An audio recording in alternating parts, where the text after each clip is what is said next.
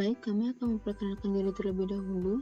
Anggota pertama adalah Ananta dengan NIM 056, lalu ada Nesa dengan NIM 080, dan yang terakhir adalah Chandra dengan NIM 084.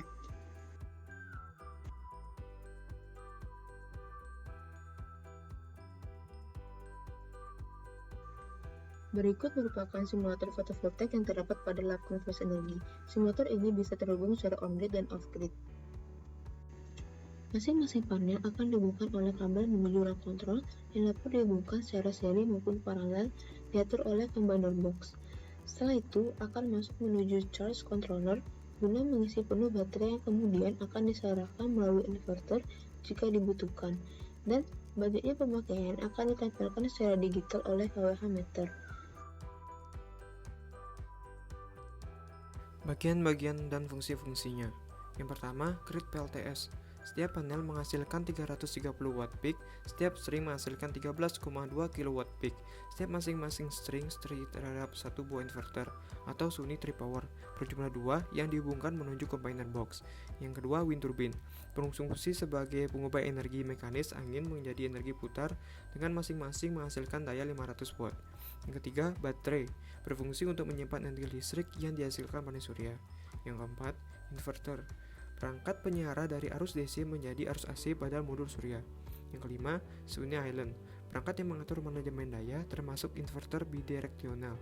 Yang keenam, charge control box dan rectifier. Setelah turbin menghasilkan energi disalurkan oleh rectifier. Maka energi tersebut akan diatur oleh charge control box untuk mengisi baterai.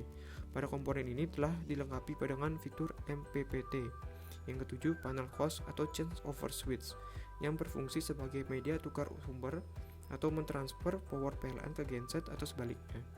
Yang kedelapan, multi cluster box berisikan modifikasi dari Suni Island PLN, Suni Island load. Yang kesembilan, DM load dimiliki oleh turbin Cina untuk menjaga hasil output yang terdapat pada sistem kendali beban.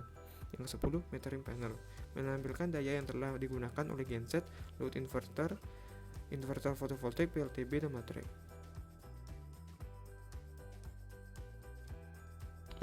SLD Smart Microgrid Udayana. Pada gedung DH Teknik Elektro Universitas Udayana, terdapat 5 sumber daya yaitu PLTS, PLTB, diesel, PLN, dan baterai. Pada rooftop gedung DH terdapat modul surya dengan total energi yang dihasilkan sebesar 2 kali 13,2 kW peak yang menghasilkan energi dalam bentuk DC. Dan 10 buah turbin angin berasal dari Indonesia sebanyak 8 dan 2 dari Cina dengan masing-masing daya yang dihasilkan yaitu 500 watt. Turbin angin ini menghasilkan energi dalam bentuk AC. Selain itu terdapat juga baterai yang total dayanya adalah 192 kWh dan sumber energinya berasal dari turbin angin dan modul PV. Hasil energi dari turbin angin akan diarahkan oleh rectifier menjadi arus DC dalam satuan kWh. Maka selanjutnya akan diatur oleh charger controller untuk mengisi baterai dan melewati bat fuse hingga penuh dengan maksimum kapasitas 192 kWh. Lalu pada modul fotovoltaik juga diarahkan oleh inverter atau pada SLD ini yaitu Suni Tripower 15.000 TL dalam satuan kWh menuju Suni Island lalu menuju bat fuse untuk mengisi baterai. Setelah baterai penuh, energi yang dihasilkan oleh putaran turbin dan modul surya tidak akan mengisi baterai lagi sehingga energi yang dihasilkan akan terbuang begitu saja. Banyaknya daya yang telah digunakan oleh genset, load inverter, fotovoltaik, PLTB, dan baterai akan ditunjukkan oleh metering panel.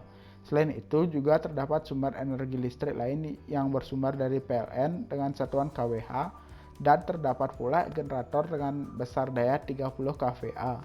Dan hanya dinyalakan ketika listrik padam yang diatur oleh panel COS. Listrik PLN, beban, dan PLTS diatur oleh multi cluster box sehingga pada gedung DH tidak pernah mengalami padam listrik. Sekian presentasi dari kami. Mohon maaf bila ada kesalahan kata. Terima kasih.